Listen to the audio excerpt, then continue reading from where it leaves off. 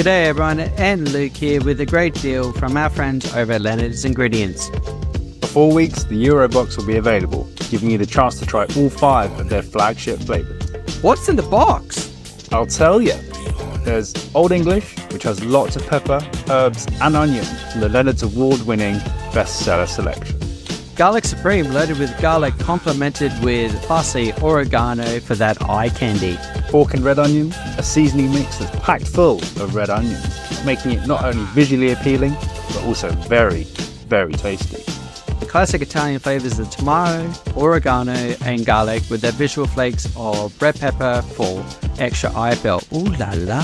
Chorizo style, using smoked paprika, garlic and chili for that classic Spanish taste in a British banger. Simply contact your local stockist in your area, click on the Euros link or head over to leonards.co.uk and enjoy the taste of the Euros. Leonards Ingredients, the family-run company with 4 decades of service and experience. Be quick, this offer ends 17th of July. Shop local, shop Leonards. The following program is rated TV MAL. It contains strong language and is intended only for mature audiences.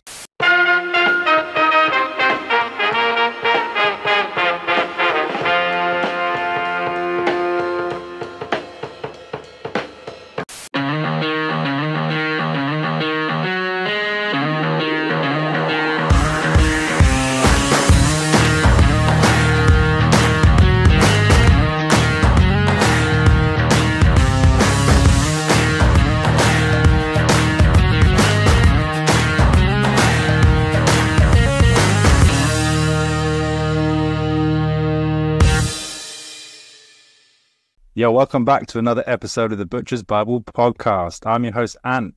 And I'm your host, Big Sexy. Just 2 blokes preaching the good word of the meat industry. 1 episode at a time. Nice. That's got them.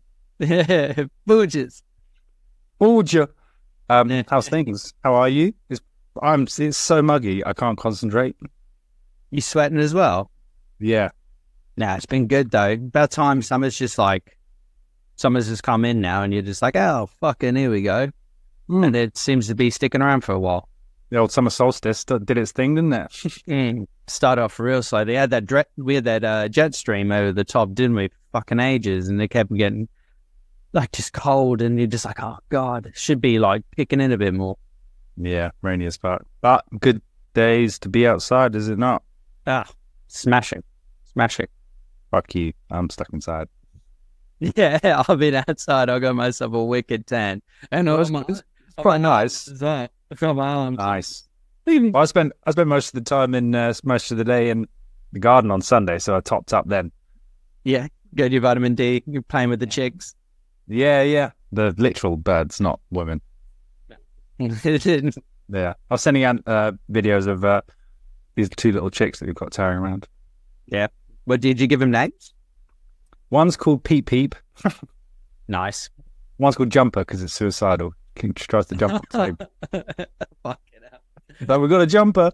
This just tries to fly out of your hand. Oh God. I'm assuming PP was you. You named that one.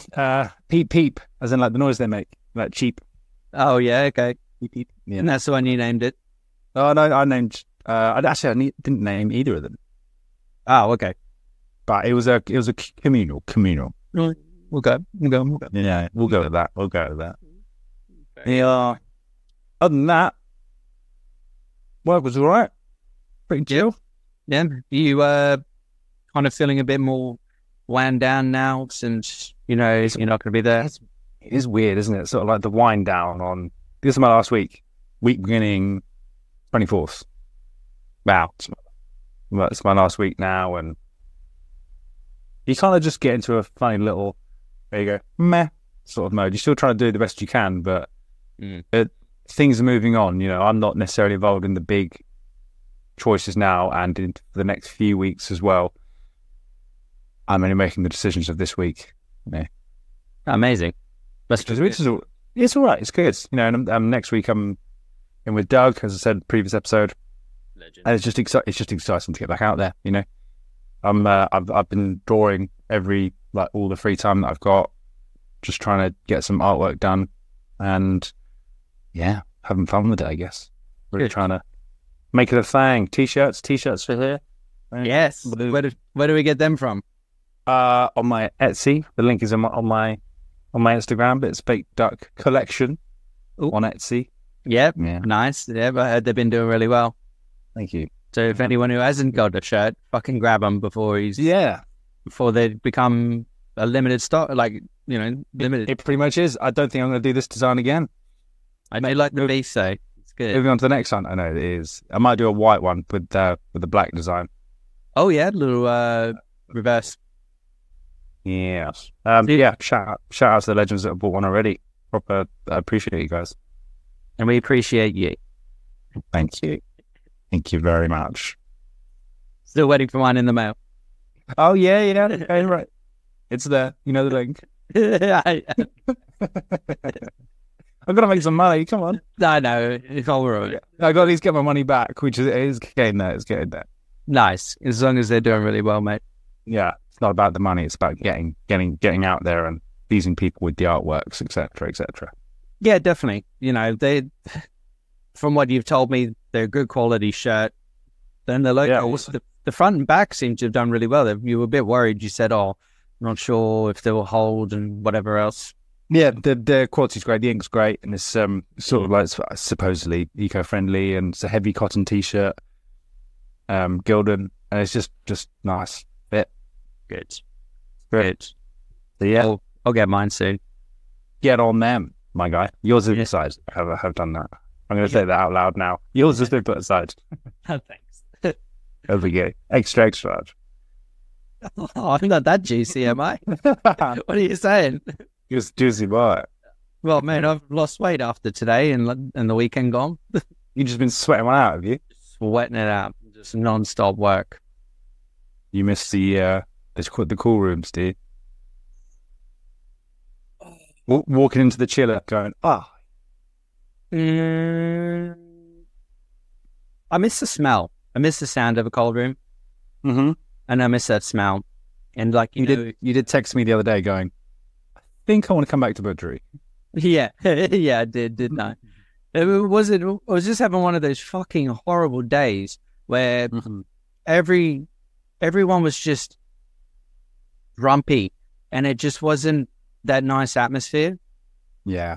And I was just like, oh man, like if we were in a butchery right now and we'd be sweating over the block, we'd still be talking, we'd still be chatting, we'd still be serving customers. Everything would be rolling on into this nice, like communal kind of love, kind of give back.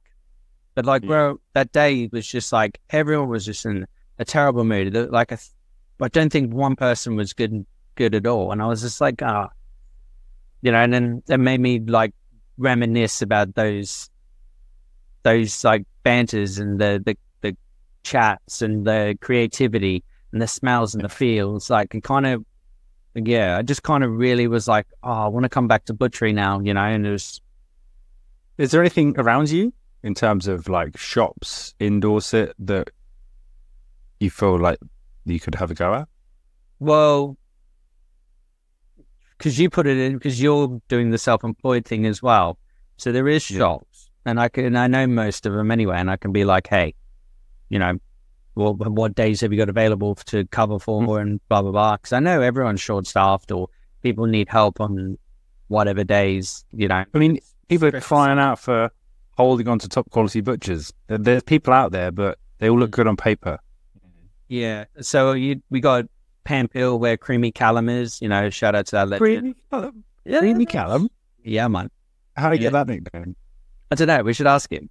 We should. Yeah, he'll be listening to this as well. He'll be like, say my name. That's me. I'm super creamy right now. Yeah, I'm creaming it up. So there's his way. There's another fella who offered me a bit of work when I closed my shop, and he was like, yeah, there's work here if you want it, and whatnot, coming into summer, and then summer leads into the big so. So he's always screaming out for staff or general help and whatnot. So I was like, right, if there's 2 or 3, 4 days maybe perhaps, and just pick one up extra. and maybe still keep it to 2 days off a week, maybe during the week or something. I don't know. You kind of embedded that into me, and then at the same time, I'm like, So it's like, it is like in my realm of like doing it, but then it was just one bad day though. You know, I've survived. My success rate of surviving bad days is 100%.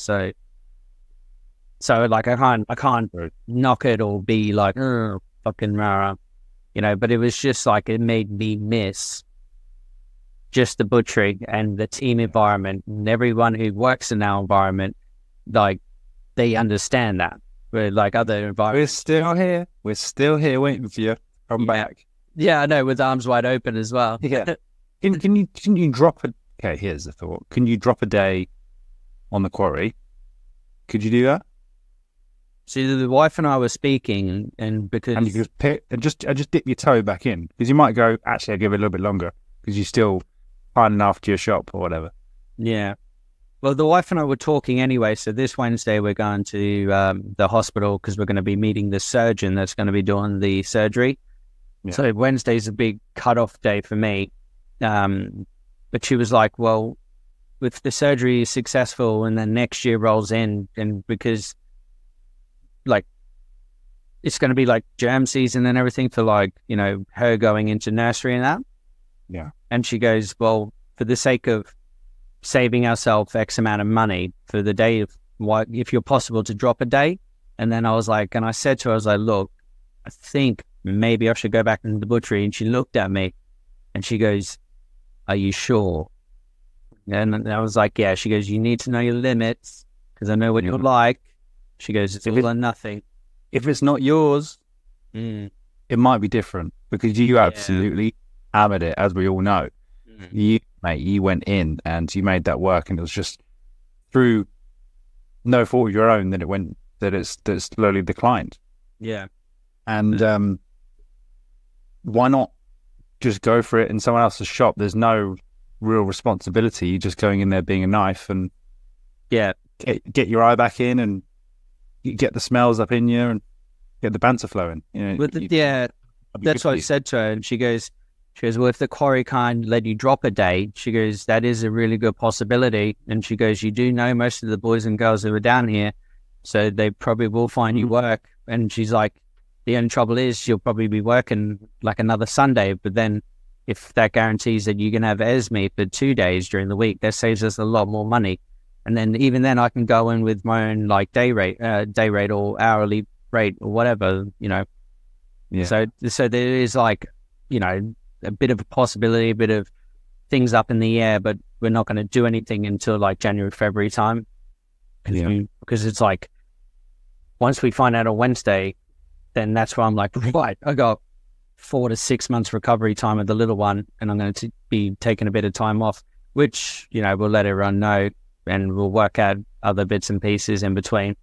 Yeah. But it is a possibility, and you've planted that in my head as well. You know your worth. And I said it to you at the beginning 100%. As well. Yeah.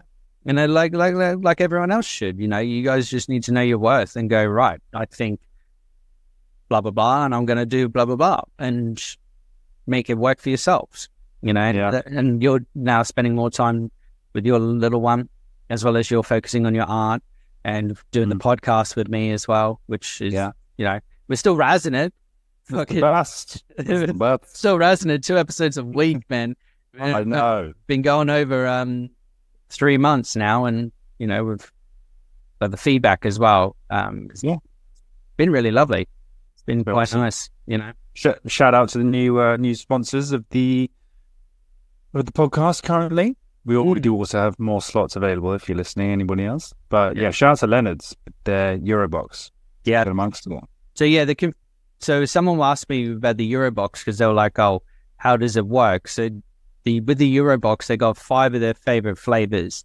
And they're big sellers, aren't they? They're huge. So instead of committing to a case of those, you get 1 of each of their top flavors to try. So you get all those inside of it, which is really great, because then you can go, right, I didn't like, but that I liked, and that I liked, and that I liked, and then you can commit and buy those through their website or your local stockist.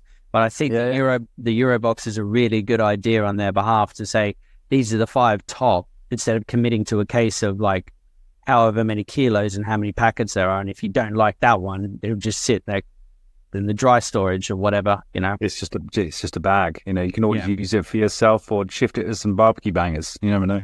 Exactly right. Yeah. So that's what's up with that as well. That's what's up.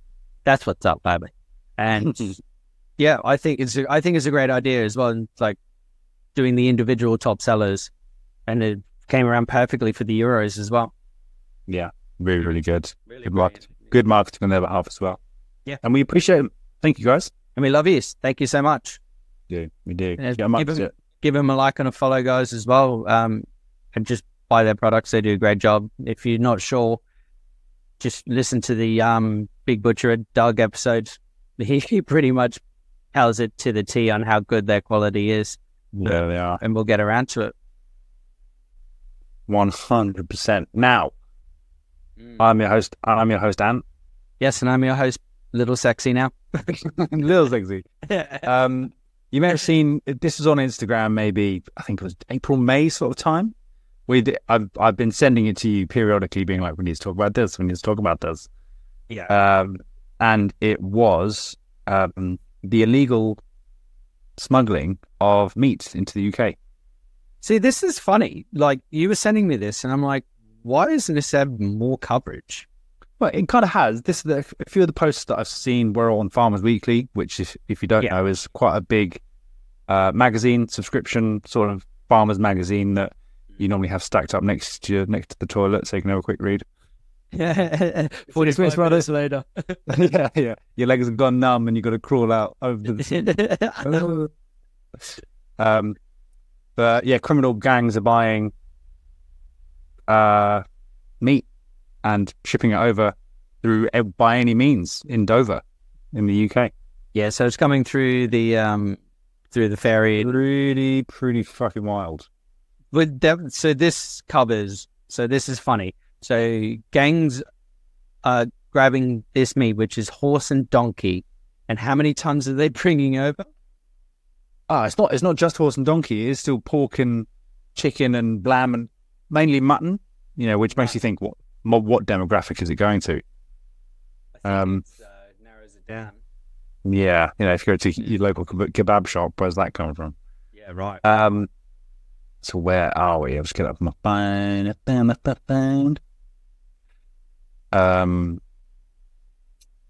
Apparently, the booming trade of illegal meats, including pork, beef, mutton, has been entering the UK from Europe.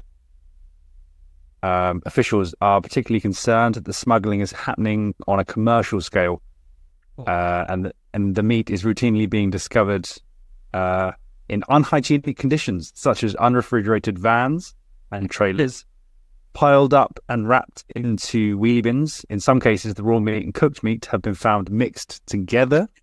Wow. This includes poultry and things like hams, it says. Oh, shit. It's absolutely wild. And in a few dozen cases, bags of meat were found stuffed into sort of storage spaces in empty passenger coaches coming from over in the Dover port of Dover, which is, you know, England coming into the south of England. Some 75 tons of illegal illegal meat. Some 75 tons of illegal meat are understood to have been discovered at Dover in some 600 seizures since the government introduced the funding for joint checks in September 2022. This is quite recent. Well, and nearly 14 tons of that found in January, February this year, 2024 alone. Fuck, that's a lot of meat. It's crazy. I mean, if you put it into Arctics, that's only maybe 4 or 5. Sure. But considering they're not shipping it in Arctics, it's all coming in fucking wheelie bins. yeah, wheelie bins or under, and you know, your nan's sitting on it when you're coming back from France. Oh man, like something smells. Yeah, but I just think, at what point? It's crazy that we're just trying to champion everything, yet people are still finding ways to bring in shit stuff when you should be. I don't know. The only way I'm seeing it is it's fucking the UK meat supply industry, isn't it? Because where is all this going? It is going to professional and commercial businesses. Wow. Have they linked that up? Have they linked that up with like, this is definitely going to commercial, like professional businesses? That's the thing. Yeah, kind of. So obviously there'll be a few names in there that are like, where they could have said, oh, we had thought that they would have come in professionally and blah, blah, blah. I think it's just linked. It's linked to organizations. It's not linked to any specific businesses. Fine. Okay. But I just think that people are buying it. Yeah. It's insane. That's not coming over because they might have someone purchase it. People are buying it and they're bringing it back for the buyers. They have middlemen. And it's just been weird. The weirdest thing. And what this says is, the Channel Port is sought to receive about 90% of the illicit meat trades that enters Britain. So 90% of illegal meat, let's say, is coming through Dover. 90%. 90%. And the material seized, the majority of it are carrying labels. Disappeared. What did you do? I don't know. Really. And camera is gone. 90% of the illicit meat has labels indicating it originates from areas that have ASF outbreaks, which is African swine flu. African swine flu or fever, whichever article you're reading. Can you imagine that? And then you wonder why people are getting sick. It's the craziest thing. It's just to be smuggling in meat. Smuggling in meat. Smuggling meat. When we African just had swine flu. Holy shit. Yeah, it is absolutely mad. And as butchers, we're trying it out. Where have you gone? I don't know. Life has happened. Life. This is normally me, everybody. I'm normally the technical difficulties guru. But as butchers, we're trying so hard, and you're just getting it from every angle now. I know this was at the beginning of the year, these articles, but it's still happening now, isn't it? It's ridiculous. I don't understand, like, how much money and profit these people are making, or like off of this produce, and also the fact is it's coming in off of very unsafe and unhygienic transport. But the extreme, it's like hot wheelie bins filled with. I mean, some of the pictures were awful. It's like half wet, hot sides of pork in bin bags, and you wonder who's buying it. It's certainly not anyone we know. Well, do we? They're probably going to keep that on the wraps, cheeky bastards. Yeah, it's probably the Scots. We're watching you, Scotland. So it comes in from the very bottom port. Yeah, and it travels all the way up. It gets hotter. It gets hotter as it goes. Gosh, we're doing our best, and you've got the whole financial side of it, and then you've got people who aren't buying anything. Hey, fucking there we go. You're back. Did you miss me? Yeah, I did actually. It was quite weird just talking to myself. I know I do that a lot, but fuck, that was stressful. Let's see, 5-4, was it? Huh? Did you unplug something? Did you press off by any chance? No, it just decided to have an attack and just shut down because it's Monday. Goddamn technology. This is usually you, where you're like, it is. Normally my mic goes mid-sentence. Oh yeah, that's the best. Then you're like, Keith, we'll edit this bit out. Yeah, the editing manager. He fucking hates us from time to time. Oh, yeah, it's funny. It is funny. Yeah, it's just mental. Like, I don't really know where to go on from it, but I just wanted to bring that to the forefront, and that people and companies and organizations are buying in meat from. It must really make money. That's the issue. It's like, it must really make money. But they must be buying it so cheap. Yeah, well, we're getting it, like, if it must be free, if it's coming in hot and shit like that. Yeah. And the fact that raw chicken, and cooked ham are in this same bit inside of like a 30, 40 plus degree wheelie bit, or container or whatever. Like my God, I feel like I got salmonella just talking about it. You know, and we have EHOs that panic when your fridge goes to 5 degrees. Yeah, exactly right. And they're just, yeah, that's actually a really good point. Like, they're like, oh, that fridge is like 4.8. And I'm like, yes, probably defrosting. Like, give it a fucking minute. Yeah. And where's your traceability on that? Where'd it come from? A black bag out of a strange man's truck. Yeah, like, salt. Okay. Yeah, that makes sense. And how are them conditions? You can read it on the news. Yeah, put that in your HACCP. Yeah, unsafe containers, 40 plus degree heats. It checks the boxes for good. That's 5-star hygiene rating. That checks out. Yeah, very good. But yeah, honestly, it must like seriously make some money. It must do. But yeah, it has to. Bring that to everyone's attention quickly, and just, you know, it happens, and I'm sure it happens everywhere in the world.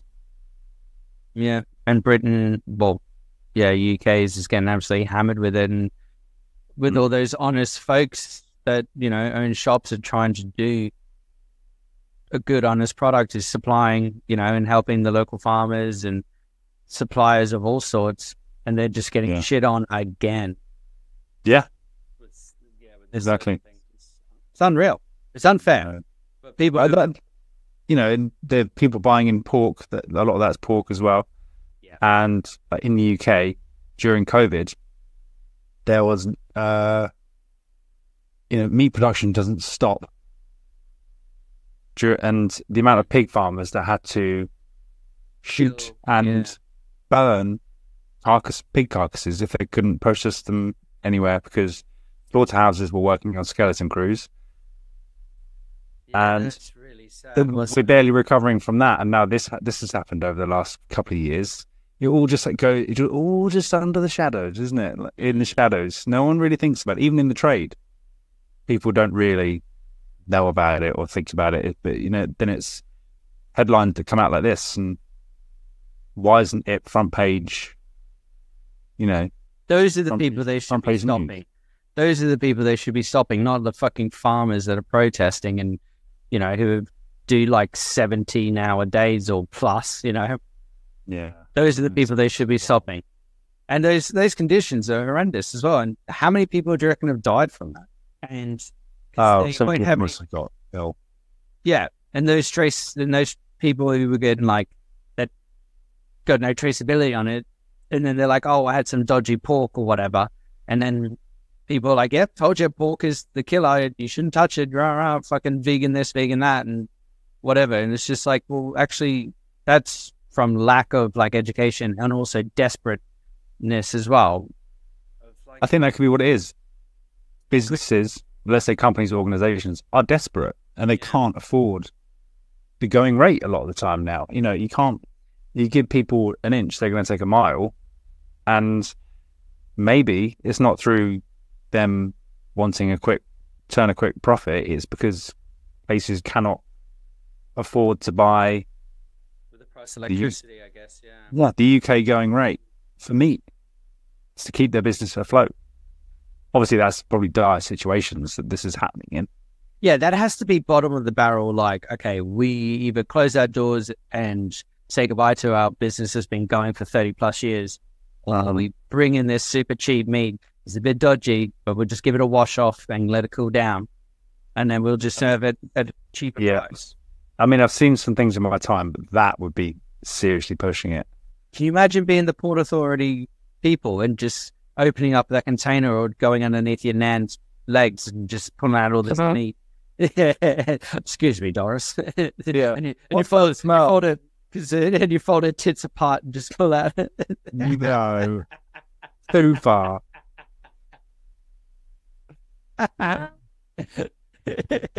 It'll be all in the cushions of the seat. They'll be like, what's that smell? No, everyone will get up. It'll be all stuck to their back, and just sausages or bellies of pork in their t-shirts. Yeah. I'll give you some of this pork if you keep your mouth shut, bitch. I just can't believe it. In coaches as well, like in wheelie bins and vans, bin bags. Oh man, it's desperation to a next summer heat. What are you going to put on your kebabs? Yeah. Yeah, cook all that bacteria straight into the mussel. Right, enough of that gross, disgusting talk. I want to talk to you about summertime in a butcher shop. Go on then. What do you got for me, young man? What would be your go-to if you think I've got a busy weekend, bank holidays, spring is finished, summer's coming? Did you have a go-to kebab, sausage that you knew would bring them in, and they go, oh yeah, thank you, Ant, you have made my day, we love you, the kids love you, everyone applauds. Yeah. I would have two different types of kebabs. So beef fillet kebabs in a black garlic. Beef fillet? Yeah. Go on. Okay. So obviously Chateau Senna, tail would never sell, and plus in the winter time you'd do a beef stroganoff with the tail, or you just try and sell it at a cheaper rate. But half the time people like, just cut me the squares, or give me the Chateau and whatever else. So cut the tail, dice them up, and then just lather that up into a black garlic mixture in kebab. Depending on the size, you can put 4 or 5 onto a kebab. Did you make the black garlic marinade yourself? I found it actually easy to get it from Avo. Their black garlic one is spot on. It's great. 40 plus pounds as a tub. It is fucking elite. Yeah. 40. It's gone up now. Well, last time I bought it 2-3 years ago now. Well, hang on. What, 6 months ago? Last time? Yeah. Probably it was about 40 pounds a tub or something. It's fucking worth it. You don't need much. And that's the thing. Very true. And they're oil-based as well, so it just goes everywhere. Rapeseed oil-based is quite nice. Yeah. High burning intensity. Right. Smoke temp. Smoke temp, yeah. Brilliant. It's really nice. Nice. What else? Cold classic has to be chicken and chorizo. Definitely used to use a kebab. Yeah, of course. Used to use the Rhodesian mixture from Avo as well, which is quite nice. So it's got like smoked paprika and everything. And the chorizo that I used to get was a gluten-free mixture as well. So it was really nice and fatty, and it just was just a sweet mixture. It worked really well. They used to sell all the time because, people are like, oh, my kids won't eat like beef. And he was like, chicken and chorizo, get it in ya. Yeah, it's good. Especially on the grill. Really crisps out well. Yeah. Burger-wise as well. Burgers always a classic. Just 6 ounces of dried beef. We used to call it the carnivore beef burger. Nice. Yeah, so just a bit of S&P on top of that big bad boy, and away you go. And you cook that rare, well done. We're not friends anymore. The usual. Yeah. I like that one. What do you want it? Yeah. Well done. Get the fuck out of my house. Yeah. I can use it at the door. Yeah. Bangers. I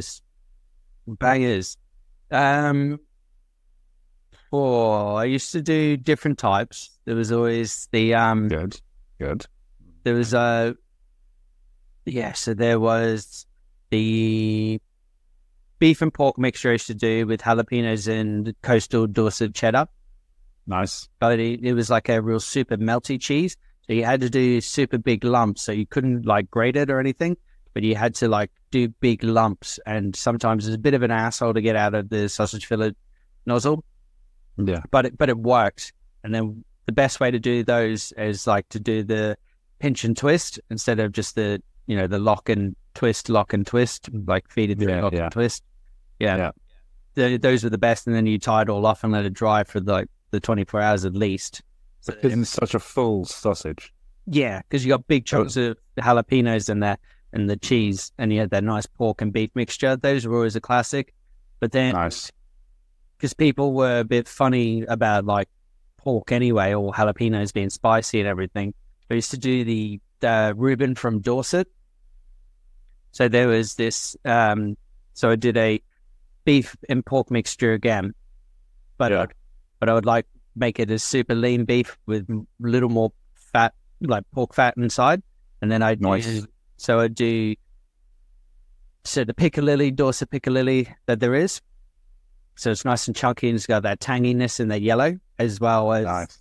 Love a piccalilli. yeah, oh yeah. And then Really underrated. I it think. really is. And none, really is. none till you're doing it in the sausage, it's absolute killer. Yeah.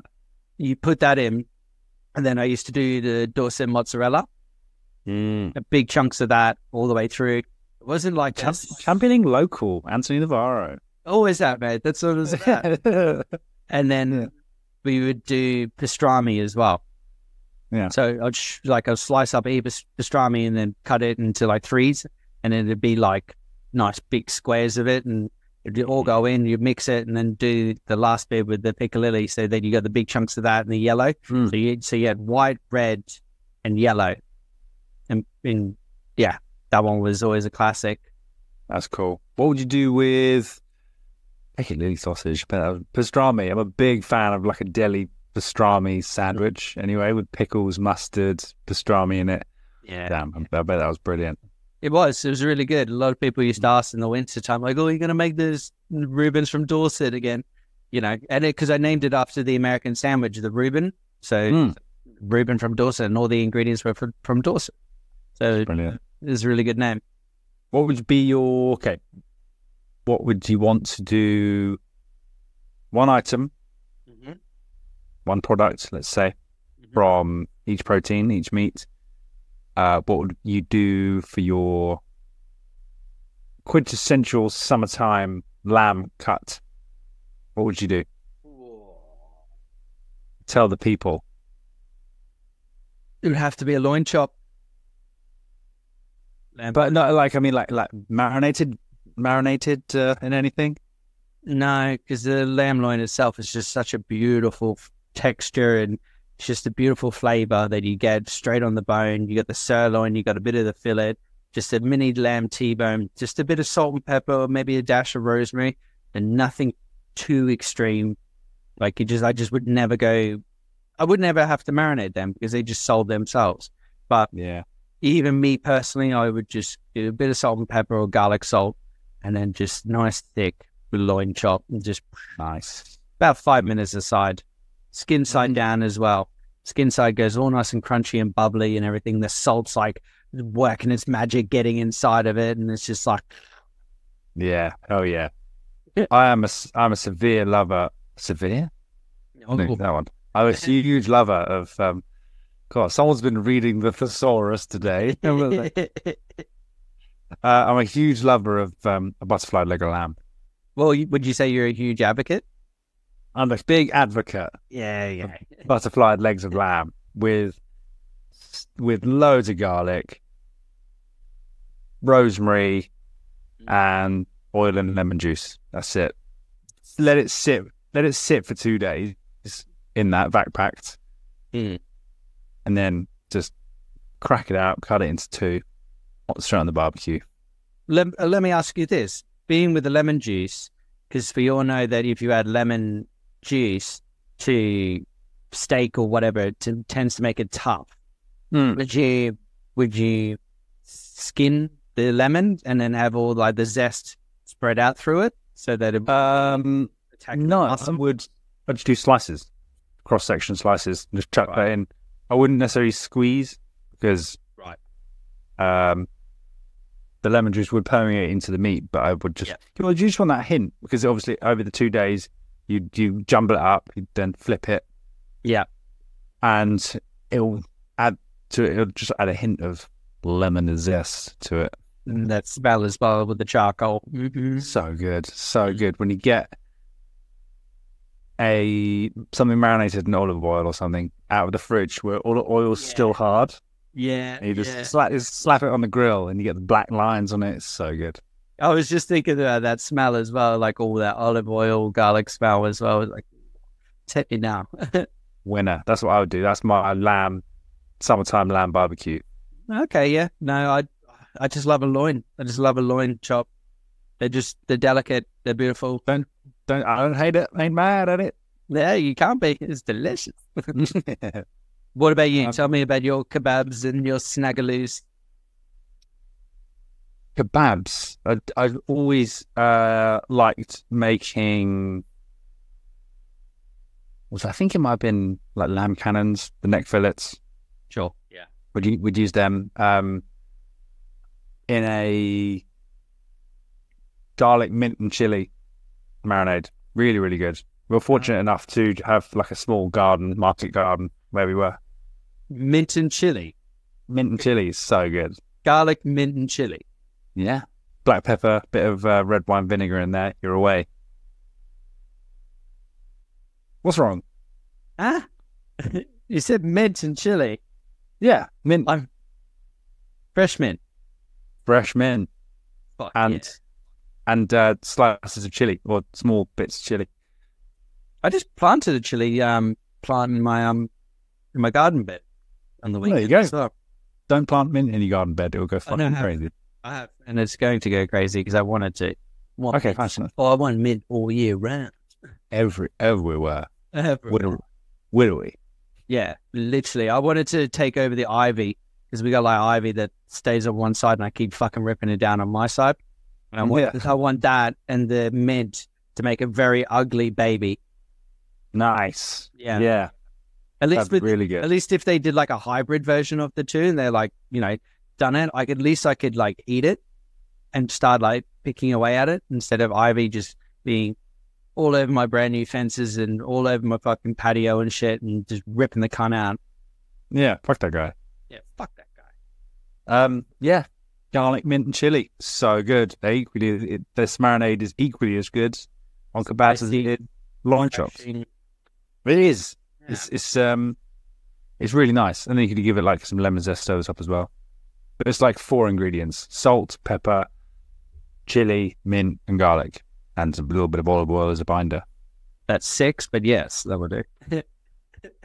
It's still a low processed product, is it not? There's no process in it. It's great. So yes, that's good. That was always a go-to kebab, especially if you marinate some neck fillets and then you stick them up. So you got the neck fillets going horizontal, and then you put the sticks through vertical. You can cook it as one big piece. And then slice it afterwards after it's all cooked. So then you can still cook it to pink rather than the cubes being hard as fucking bullets. Yeah. Hit the neck fillets whole. That's what I like doing. And it's so much easier to manage when you're just doing a big slab of meat. Yeah. Than lots of little bits. Yeah, no, that's definitely, and you got your timings a bit more down then as well. Yeah. You do love lamb. It's good. I used to dislike it. My mum's going to kill me because she listens to absolutely every episode that we've done so far. But I used to dislike lamb. Yeah. I used to dislike lamb because as kids, my parents would cremate it. They would put it in and go to the pub. I think all of our parents at one stage just was like, I don't know how to cook this. Fuck it. Just burn the bitch. I think that they forgot a lot of the time. That's what it was, and cooking for 5 on a Sunday after you've had a skinful. I'm not saying my mum's a drunk or anything. She's going to hate me saying that. It's like having a glass of wine, like, huh? What did he say? Yeah. She literally texted me going, "RE podcast, very, very funny, and was great in blah, blah, blah, this bit." I was like, thank you, mother. Thank you for the feedback. Thank you, mother. Number 1 fan. Thank you, mummy. Fucking tea. Tell me about your second kebabalon. Second kebabalons. I used to do like a chicken teriyaki. We used to have a really... I tried to make the teriyaki, but it's just... In the shop, when you make a tray and you sell them all, you've then got to make another marinade. So I used to... there used to be a sauce that we used to buy in for the shop. Lovely. Thick, gooey teriyaki. It was almost like a miso base in it, I think. It was like real deep fusion teriyaki thing. That's so good. So good. Got that miso.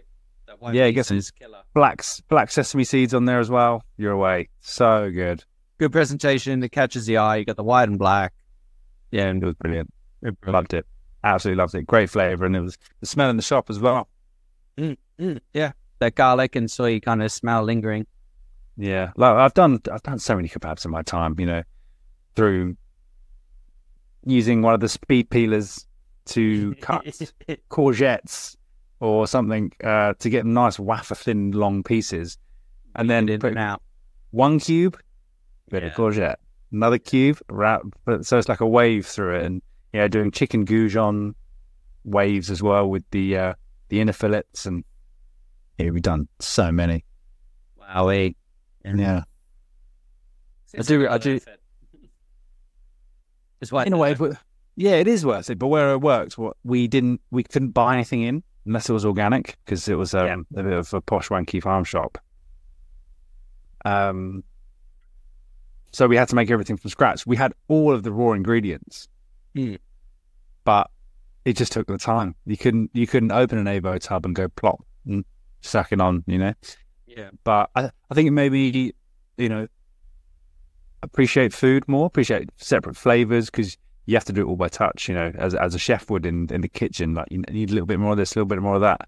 Yeah. And I think I thoroughly enjoyed that, being the creative side of it, and it was nice, to say the least, to do that. Good. What about your summertime burger? Tell me. I used to do rib cap burgers a lot. Yeah. They were big. Yeah. Course plate as well.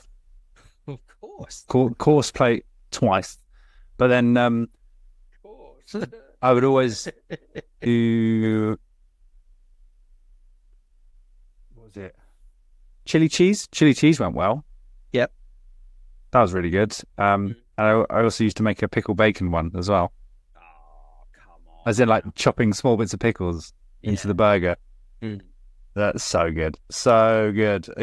But me and Dan, when we were both there, we used to just, on Saturdays we'd have that lull between 1 and 3 o'clock. Yeah. Before you have that, you had your lunchtime rush, and then you had your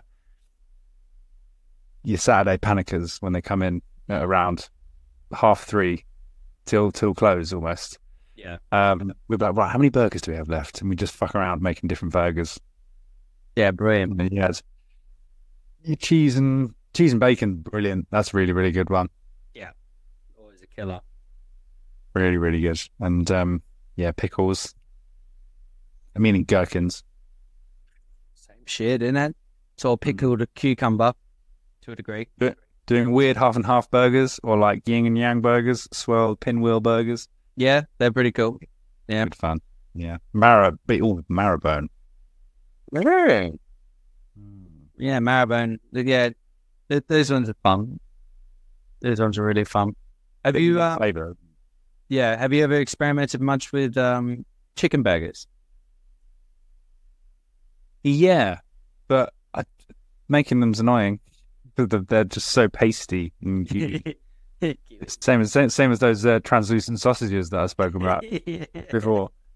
It's just a similar thing, and it's normally, what do we do? Chicken katsu burgers. Yeah, they're a winner. They're a winner. What about you? What have you done with chicken burgers? I saw you cooking some spatchcock chickens over the weekend. Oh yeah, I was smoking them big bad boys up. How are they? Disgusting. All right, you won't want any. Yeah, no, you don't want any of those. No, well, I had some rubs left over. I had like a peri-peri rub and everything. So I just did like an oil base and just put that together and just rubbed them on the chicken. Gave it like overnight. And just like, because we were doing all the work on our patio and getting all the garden and everything ready. So I was like, I'm going to fucking smoke some chicken. Oh, yeah. It only took a couple of hours. It was good, but then this chicken's on it. I don't know what Traeger have done, but when people like, I don't like to cook chicken on the barbecue, you either have to go to shit quality or you just can't fucking cook. But with the Traeger, because I was like running behind on time, the alarm was beeping at me saying I'll reach 75. Like, and it ran up to like 80 something. When I took them out, I was like, these are going to be dry, just like in my head. And then it's still just so soft and just delicious. And I was just like, nice. I don't know what technology they have or how they do it.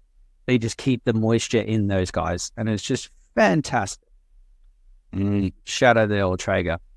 Shout out to the Traeger, even wearing the hat. Fuck yeah, man. Love them. Love that gear. So good. But I've never managed to cook on one. Well, yeah, But you'll have to come down. Come over. I will. Bring a couple of chickens with me. Yeah, not Pee-Pee and Oh yeah, Peep and Jumper. Yeah. No. We think they're roosters. You know. Wow. Yeah, because they should be growing. They're Brahmas, which are fucking, and the roosters can get to like 2.5 foot tall. Yeah, they're fucking aggressive little buggers. They're huge and they're funny as fuck. And you can actually have like more than one rooster living together. But my parents are not allowed to have roosters because, long story short, they have an ASBO against them to own a rooster. Oh. Well, that's unfortunate. Because their neighbours reported them to having an aggressively loud rooster once, and they had to get rid of it. Which is funny to see some people well into their 50s and 60s having an ASBO for a chicken. Yeah, right. It's wild. Imagine just turning around going, get a fucking life. It's nature. I don't even think they have ASBOs anymore, do they? Sorry, I almost forgot how to talk then. But I think in 2017 they got rid of it, like having an ASBO. But I don't know. I don't think they go away. Antisocial behaviour order. That's what that is, by the way. Yes, we know. I do know. Some people don't. The people in Iran and Mongolia might not know. True, actually. That's actually quite true. I'm also quite concerned that they speak English. Maybe. Did I tell you my Instagram blowing up in Iran? I don't mean to read. I'm not saying. I mean, did I tell you my Instagram is like gaining traction in Iran? It's my number one country. Shows those words, shitly. Like blowing up in Iran, fucking hell. No. I'm back. Tell me about your snag. Go to sausage snags. Boerewors. Oh. Love Boerewors, man. I used to really dislike cloves. Really? Yeah, as a kid, I hated cloves because I bit on one at Christmas at my grandma's or something, and when it just shoots up your nose into the back of your eyes, and you're like, clears the sinus. But this, the Boerewors recipe that I've got is absolutely phenomenal. Run me through it. You got your all natural ingredients as it was. You got 70% beef mince, and then 30% fatty pork. Do you use just pork fat or like bit of a blend of flesh and fat? Probably a 90% fat on that. If there's bits of trim on it, fine, but normally it'd be from like the very top neck end or some back fat. Yeah, nice. You still want the overall blend of pork and beef to be 85-90%. Yeah, nice. Visually, yeah. But yeah, fucking brilliant, mate. You got your black pepper, your cloves, your vinegar in there, and it's proper good. It's just really nice in the barbecue. Do the old pinwheels and all this. It's been vetted by a South African, so I know it's a winner. You're gonna have to make some for me. I will. I love Boerewors. They're killer, man. They're absolutely fantastic choice on the barbie as well, especially in summertime. Yeah, that's a go-to. Well, apart from my cheese and jalapeno, they're also good. That's a recent one. In times gone by, the Boerewors are great, as are La Maguez. Maggie's killer. All killer, no filler on those babies. Yeah, I love them. Absolutely love them. It's just a punchy flavour. You can do them in big fat ones so they remain juicy, or you can do little chipolatas. Yeah. And they're just good every time. I like the chipolata versions of those. Yeah. I just feel like you get more flavour, like, for some reason. I don't know why. Like, it's concentrated in a smaller package. Yeah, exactly. Yeah. At least that's what I tell myself. Yeah, it's perfect size. There's nothing wrong with that size. Yeah. There's more flavour. Yeah. But question on that one, though. When you got your fuck you, Monday. Caraway seeds, your fennel seeds, do you toast all them off, or do you just throw them in raw? Nah, throw them in raw. Mate, game changer. Ain't got the time. I know. Toast it. I know. I've got a good pork burger, right? Go on, then. Which is smoked bacon and fennel seeds. Okay, yeah. Brilliant. It is legitness, and I'll give it to the masses right now because I love it so much, and it only works as a burger because as a sausage, it remains too much moist. There remains too much moisture in it. Yeah. As a burger, you want it to crisp and char up on the outside. So it is a brilliant day. Yes, I do have all of my sausage recipes on my phone because I don't trust anybody else. I got a book. Oh yeah, Yeah, and it's nearly every page has got blood on it. oh yeah, Because you're flicking through, aren't you? oh, yeah. We always get the meat intake forms like when we get beef deliveries. They're like keep this one neat, or our cutting lists. By the end of the week, they're all fucked. Yeah, And I give them, picking it up every 20 minutes or whatever. You know. I give them to the boss, and he's like, "What the fuck happened to these?" I was like, "But you don't want to know. You don't want to know." Yeah, here you go. My boerewors. So 6K recipes is what I work on. What weight do you work on per chopping? 6. 6 as well. Nice. Coriander seeds, or ground coriander seeds, ground cloves, ground black pepper, sea salt, garlic powder, nutmeg, and cider vinegar. It's all about the ciders. It's good. They're brilliant. Those boerewors. Where am I? Oh, look, I've got a chili con carne to be revised recipe that I never revised. I did a chili con carne, but then I was also trying to make dehydrated sour cream. Really? To put in it? Yeah. Why not just put feta in it? No, Doesn't melt. No, it doesn't do the same. If you're going to do a chili con carne, it has to have sour cream. Yeah, has to have sour cream. Okay. Yeah. Fine. And it was impossible to try and find dehydrated sour cream. Mm-hmm. Okay. Yeah, I'm sure. I even Probably attempted something it. I think of. I All even- right. Yeah, I had a dehydrator at the shop as well one stage, and I was just Yeah. trying for ages, and it just didn't work. You kind of have to freeze dry it. That'd probably be the best way to do it. You know how then it's all nitrogen, don't. that freeze drying. There's a machine that's a bit like, no, I don't know. I don't trust you with any remotely like liquid nitrogen. Can you imagine? Yeah. Oh, that's my fingers. Yeah. You'd be like, so this is what frostbite's like. They'll literally just turn to glass.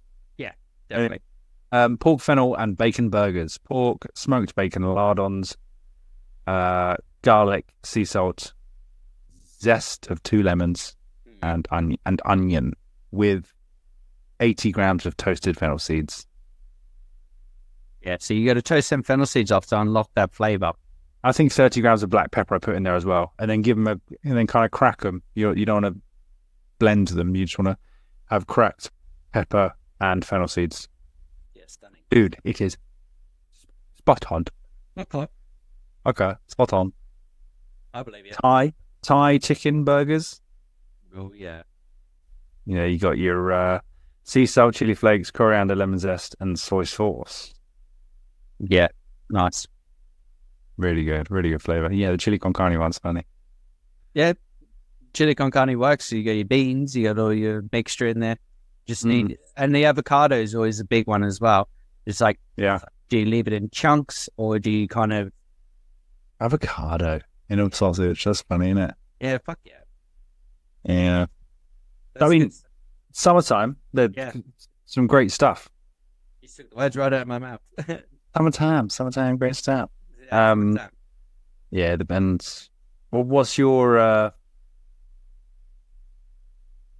beef cut or product of choice for summer? Cut picanha Every time, over everything else. over everything else. I just Cooked on the love- Traeger. smoked on the Traeger. Just has to be smoked. It's just you just fat side up, sit in there and let it go on super smoke, and just let it go away for like 2 hours. Let it rest for an hour. Slice it, and just like you could pull the whole muscle, just like just apart, and it just works beautifully. I love it. People are like, oh, you do like a slab of rib beef or a tomahawk and that. And I'm like, nah. I'll stick to my picanha because it just works for me. I love it and how to cook it. It works with everything. Like if you're doing a salad, you're doing couscous, you're doing sandwiches the next day. It just all it's just a winner for me. Yeah, nice. Yeah. So I think you get good value for money for picanha as well. Yeah, I know people have cottoned onto it, but. What about you? Tell me about your beef. So about the beef, Bubba. Denver steak or chuck eye, I think. Sure. Yeah. Over ribeye, really. Yeah. You know, I'm not a huge.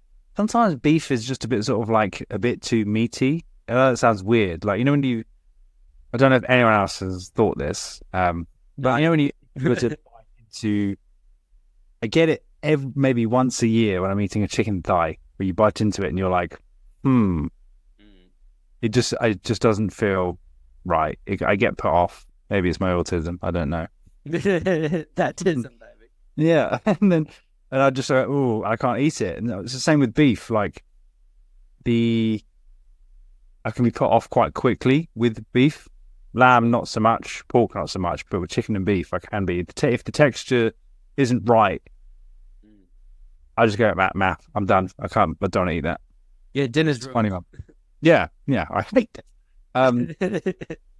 But yeah, Denver steak is great, and on the barbecue, you can't. You know, even if you're cooking in a frying pan inside, it's not the same. On the barbecue, you want Denver or chuck eye, especially if it's a really nice marbled one from like a Longhorn or something, or you got a nice Angus carcass in. They're fucking brilliant. I love it so much. Yeah. Bit of S&P, you're away.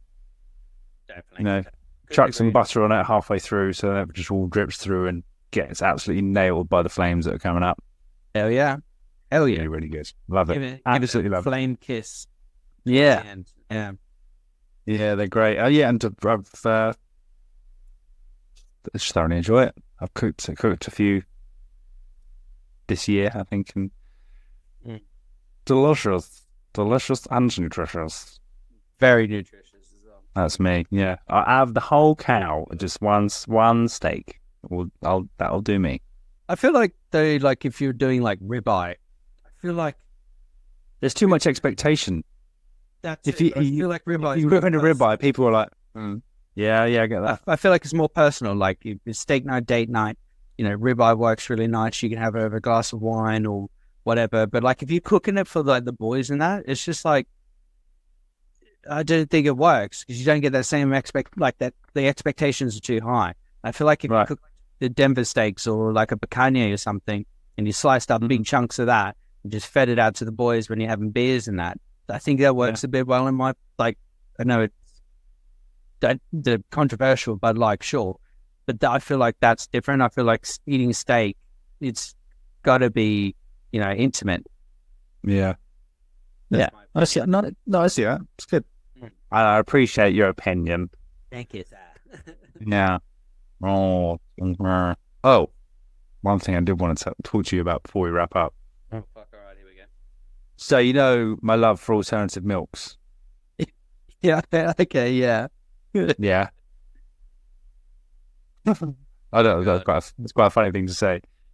Where is it? So, what milks can you get? Tell me now. You got your dairy milks. You got your cow, your goat, sheep's milk, and such. Llama. Pigs. Yeah. Pig milk. No, not pig. I've never seen pig milk in Waitrose, I'm afraid.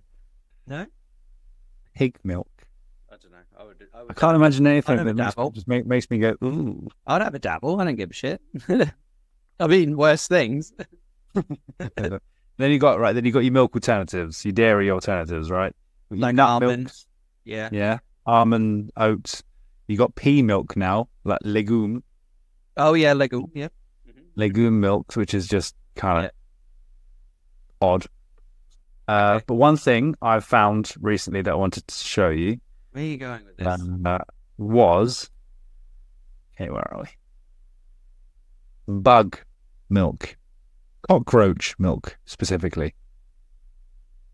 Right, okay. This article says, cockroach milk, the milk you've never heard of that nightmares are made of. Okay, yeah, right. Here we go. One study has found that cockroach milk is highly nutritious, but does that mean you should drink it? Don't you think we've gone a bit far now to be... Yeah. You know, I don't drink much milk, if any, but I try and drink raw milk if I can, because it's got... Because when they pasteurize milk, it takes away certain bacteria, which allows humans, to convert the lactose into nutrition. And when they pasteurize it, it takes that away, which makes people become lactose intolerant because they can't break down the lactose in the dairy, right? Yes, right. So yeah, I found. So hang on, let's get this straight. So there's let's just say there's a milking shed for cockroaches, and there is these little itty bitty nipple pumps, and they're like, yeah, exactly that. Right. There's a particular breed of cockroach native to Hawaii. The female Pacific beetle. It actually gives birth to a breed of 50 or so live young, which then feed on a pale yellow milk in inverted commas in the form of crystals, and her brood feed off those crystals. The discovery first gained attention in 2016 when a study from the Institute of Stem Cell Biology and Regenerative Medicine in India found that cockroach milk was packed with nutritional benefits. Fuck me. Absolutely outrageous. The crystals are like a complete food. They have proteins, fats, and sugars. And if you look into the protein sequences, they have all the essential amino acids, a researcher says in 2016, as reported by The Times. Okay. The team found that a single crystal provided 3 times the energy that the same amount of dairy milk does. A company called Gourmet Grub, Grub with 2 Bs, has already seized the opportunity to create a bug milk ice cream, in case you ever felt the need for that in your life. Wow, man. The alternative milk product called entomilk comes from the term entomorphagy, the practice of eating insects. Oh, it comes in 3 flavors: peanut butter, chocolate, and chai. Chai, yeah, just to cover up those roast cockroach milk crystals. Strange times, man. Strange times to be living in. I thought I'd just give that to the world, and there you go. That's absurd. That's insane. Isn't it? If anyone is drinking that, please reach out. Yeah, I think we're going to go back full circle. I think we should all just start drinking cow's milk again. Why not? Yeah, why not? Maybe a little goats here and there. Fucking mix it up. We can go for it. Come on, guys. It's just mad. There's a whole article about it. I'm trying to figure out how they're milking cockroaches. Like, how are you physically? I don't know, or whether they just blend them up. Oh, like whey water. protein. Yeah, where they just blend them up. Like they do with the whey protein. That I don't think they're out there milking cockroaches, and I'm sorry to say, mate. So you just think they're just blending up these big buggers, like roasting them off first, and then I don't know. Well, they're just saying that a little sauteing in there. The idea of insects has become more sustainable as populations increase. So, yeah, no, I don't believe that. That's wild. That's a bit of wild, isn't it? It's a funny one. That's some wild gear, though. I'll get you some. Give me some, please. Insect milk. Milk. No, thank you. I guess happy birthday. It'll be fine. Oh yeah, thanks. I really appreciate that. I'll make a black Russian out of it. Yeah. A well-balanced diet will already provide enough protein for the average person without the need for insect milk. That's what it says at the end. Yeah, definitely. Oh, gosh. Just stick to cows, guys, or goat. Happy Monday, everybody. Yeah. Thanks for that, mate. You're welcome. I'm not going to This has been great. I love you very much. I love you. Just before we go as well, guys, Thank you to everyone in their response about Ben Roberts' episode. Feedback on that was good. Just fantastic, wasn't it? Yeah, I appreciate it, and he appreciated it too. He was very thankful and coming on, and thank you, Ben. Yeah, we love you, Ben. Thank you so much. I can't wait to see his shop go from strength to strength in the next year. We'll do a year recap and see how everything's gone. Yeah, definitely. That'll be so exciting to see. One more thing as well. We are going to be at Smoke and Fire next month. We're going to do the Sad Day. And we are going to be doing what we do. And we're going to be doing the interviews. We're going to be saying hello to everyone. And we've actually got a few little gems that we're going to be tossed in at, which I haven't told Luke yet. But I might just wait till the day, like he did to me at Taste of London. Oh yeah, that was good. Yeah, so you okay? Yeah, I'm down. All right, yeah, fine. I'm all about that. That'll give me my dopamine high on the day. Good. Also, get your butts, balls, and boobs checked as well, guys. You know, anyone is, and we're coming towards the end of June and the Men's Mental Health Month. Reach out, reach around, call someone, give them a hug, give them a kiss, FaceTime them, tell them how much you love them, miss them. You know, it means the world. It means the world to everyone.